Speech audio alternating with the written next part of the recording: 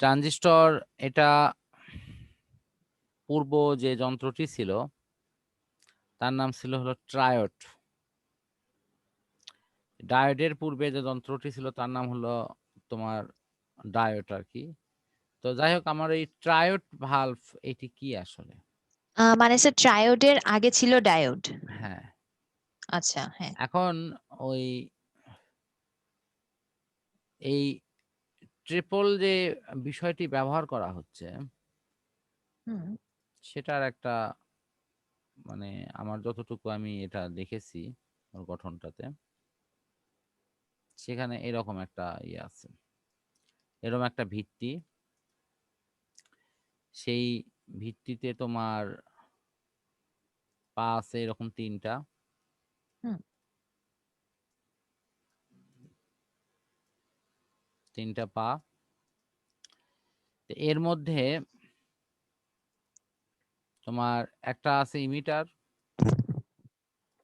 একটা আছে কালেক্টর, আর মাঝখানেটা হলো বেস। তো বেজের সাথে তোমার হলো একটা বিশেষ তোমার তার সংযুক্ত থাকে এবং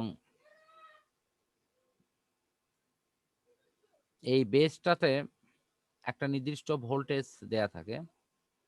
তো কারেন্ট সাধারণত ইমিটার থেকে কালেক্টরের দিকে প্রবাহিত হয়। তো কারেন্ট যখন এখানে প্রবাহিত হচ্ছে তখন এই বেস করে কি তার নির্দিষ্ট একটা ভোল্টেজ সে ধারণ করে এই প্রবাহের উপর সে খবরদারি করে। মানে বেস ভোল্টেজ হয়তো বাড়লে প্রবাহ কমে যাচ্ছে, আবার কমলে হয়তো প্রবাহ বেড়ে যাচ্ছে। তো বেস ভোল্টেজের যেটুকু পরিবর্তনে আউটপুট কারেন্টের যে পরিবর্তন আসে সেই পরিবর্তনটার থেকে আমরা এখানে একটা শব্দ পেয়ে যাই, সেটির নাম হলো বিবর্ধন। তো এই যন্ত্রটা আগের দিনে বিভিন্ন ইলেকট্রনিক্স যন্ত্রে ব্যবহার হতো এবং আগেকার যদি ইলেকট্রনিক্স কোনো যন্ত্রাংশ বা টিভি অথবা রেডিও থাকে সেগুলোতে এগুলো এখনো আছে।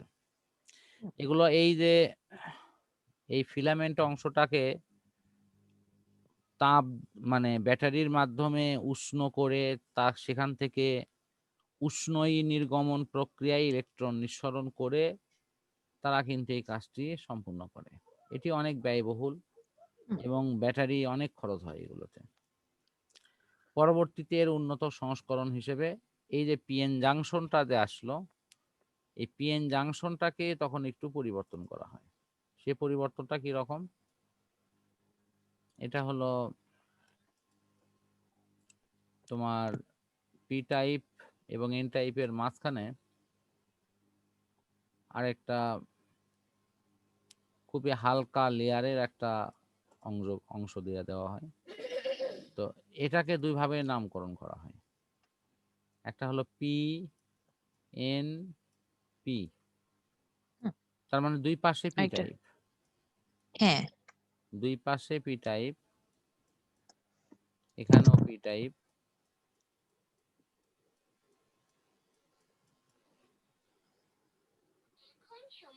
আর এই জায়গায় হলো তোমার এন টাইপ মাঝখানে। তো মাঝখানের এটা কিন্তু সবসময় পাতলা একটা স্তর থাকে। আবার আরেকটা টাইপ হলো তোমার এই এনপিএন। হ্যাঁ। তো এনপিএনটা আসলে এভাবে কাজ করে, এটার মাঝখানে যে অংশটি থাকে সেটি হলো ভিন্ন রকম এবং এটি পাতলা লেয়ার। তো সেখানে মানে দুইটারই তো এনপিএন মাঝ, মানে এটা মানে এন, স্যার বলছি দুইটারই তো মাঝখানে পাতলা লেয়ার, মানে এনও হ্যাঁ পাতলা হ্যাঁ আর পিও পাতলা মাঝখানে যখন। অবশ্যই অবশ্যই, এবং ওখানকার ডোপিংও থাকবে হালকা। তাহলে এখানে এটা ওই আগে উপরেরটার গঠনের ঠিক বিপরীত, এখানে মুক্ত ইলেকট্রন আছে অনেক, ঠিক আছে, আর এখানে হোল আছে যথারীতি, এখানে হোল আছে এরকম। তো এই যে তিনটে, এই যে এখানে তিনটে পা যুক্ত কাহিনী যা যা ভূমিকা নিছে, এই জায়গাতেও তিনটা পাই বের হবে, এখান থেকে, এখান থেকে এবং এখান থেকে। এবং আমরা যে ট্রানজিস্টর বাজারে দেখি সেটাতেও তিন পায় আছে। এর পা গুলো একটা থাকে লম্বা বেশি আর একটা থাকে একটু খাটো। হ্যাঁ। তো ঠিক আছে, এই লম্বা খাটো দেখে কিন্তু বোঝা যায় কোনটা এমিটার আর কোনটা কালেক্টর। আর মাঝখানেরটা হলো বেস। পিএন পিএন পিএন এগুলোরও চিহ্ন দেওয়া থাকে এবং এই তিন ঠ্যাং এখানেও থাকবে। তখন এটাকে ক্রস করে দেওয়া হয়, এটা আর প্রয়োজন নেই। এই ট্রানজিস্টর আসার পরেই ইলেকট্রনিক্স যন্ত্রগুলোর মধ্যে একটা বৈপ্লবিক পরিবর্তন আসে এবং যন্ত্রগুলো অনেক বেশি তোমার তাদের অনেক যে বেশি বিবর্ধন, কার্যক্ষমতা হ্যাঁ, অনেক সম্পন্ন হয়। কার্যক্রমটা অনেক বেশি সহজ হয়, তাদের বিবর্তন ক্ষমতা অনেক বৃদ্ধি পায় এবং এদের যে বিদ্যুতের ব্যবহার সেটি অনেক কম লাগে। ফলে সব দিক থেকে এটি সাশ্রয়ী হয়ে যায়। পরবর্তীতে এটার গবেষণার চূড়ান্ত রূপে এসে প্রথম যখন ইন্টিগ্রেট সার্কিট অর্থাৎ আইসি সার্কিট তৈরি করে, হ্যাঁ। তখন তার মধ্যেই তারা বিভিন্ন যন্ত্রগুলোর সংযোজিত রূপ আমাদের কাছে নিয়ে আসে। তার ডায়োড থাকে, এরকম ট্রায়োড মানে হলো তোমার ট্রানজিস্টর থাকে এবং ইভেন এমনকি অন্যান্য রোধ বা আরো কিছু মানে ক্যাপাসিটর, এগুলো নানান রকম যন্ত্রগুলো মিশ্রণ আকারে ওই সংশ্লিষ্ট তোমার আইসি সার্কিটের মধ্যে থাকে। ফলে দেখা গেল একটা বিশাল বড় সার্কিট এরকম বিভিন্ন রোধ বিভিন্ন কিছুতে সাজানো হয়েছে, এটিকে অনেক সরল একটা সার্কিট দিয়ে এখন প্রতিস্থাপন করা যাচ্ছে। এখন এই সার্কিট, অনেক ধরনের সার্কিট কিন্তু বাজারেও বিক্রি হয় এবং সেখানে এই রকম যন্ত্রগুলো সাজানোই থাকে, শুধু চেক করে নিয়ে যারা এগুলোর কারিগরি জ্ঞান আছে তারা ওইগুলো বাজার থেকে কিনে নিয়ে তারা নিজেরাই কিন্তু যন্ত্র তৈরি করে নিতে পারে।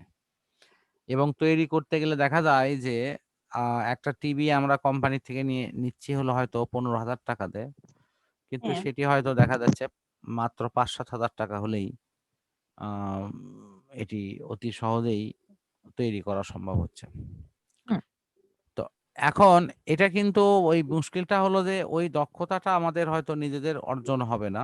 এটি আমাদের বিশেষ ধরনের টেকনিশিয়ানদের সাহায্য নিলে আমরা অনেক সহজে এই ধরনের যন্ত্র তৈরি করতে পারি। আমি নিজে এরকম ভিডিও দেখেছি যে পরিত্যক্ত মনিটর, মোবাইলের অনেক বড় বড় মনিটর ব্যবহার করে তারা আলাদা একটা মানে চিপস অর্থাৎ ফ্রেম কাঠামো বসে দিয়ে ভিডিও চালানোর অপশন অন্যান্য সবকিছু তারা করতেছে। তো এই টেকনিক্যাল বিষয়গুলো যদি আরো বেশি আমাদের অ্যাভেলেবল হতো, তাহলে আমাদের অনেক যন্ত্রগুলো হয়তো পরিত্যক্ত না হয়ে সেটি হয়তো আমাদের পুনরায় ব্যবহার উপযোগী হতো, যেটাকে বলা হয় রিনিউয়েবল, পুনঃব্যবহারযোগ্য হওয়া। কারণ এই ইলেকট্রনিক্স থেকে যে বর্জ্য ময়লাগুলো প্রতি বছর জমা হচ্ছে সেটিও কিন্তু একটা মারাত্মক পরিবেশ দূষণের জন্য দায়ী। তা কাজে এটা রিসাইকেল হয়ে প্রয়োজনীয় কাজে লাগাটাই উত্তম।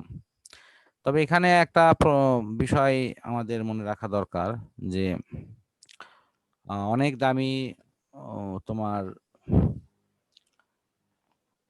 মোবাইল ফোনের সার্কিটের বিশেষ ক্ষেত্রে বিশেষ জায়গায় কিন্তু স্বর্ণের ব্যবহার আছে। তো সুতরাং অনেকে আবার স্বর্ণ এই মানে যেটা হচ্ছে সোনা, একেবারেই স্বর্ণ সরাসরি। এবং যারা এটি সংগ্রহ করার মতো কৌশল যাদের জানা আছে তারা কিন্তু এই জাতীয় সার্কিট কিনে নিয়ে তারা কিন্তু সেখান থেকে তাদের প্রচলিত সিস্টেমে তারা স্বর্ণ বের করে নিতে পারে। এটা আমি নিজেও শুনেছি এবং এটা আমি ভিডিও দেখছি। ও আচ্ছা।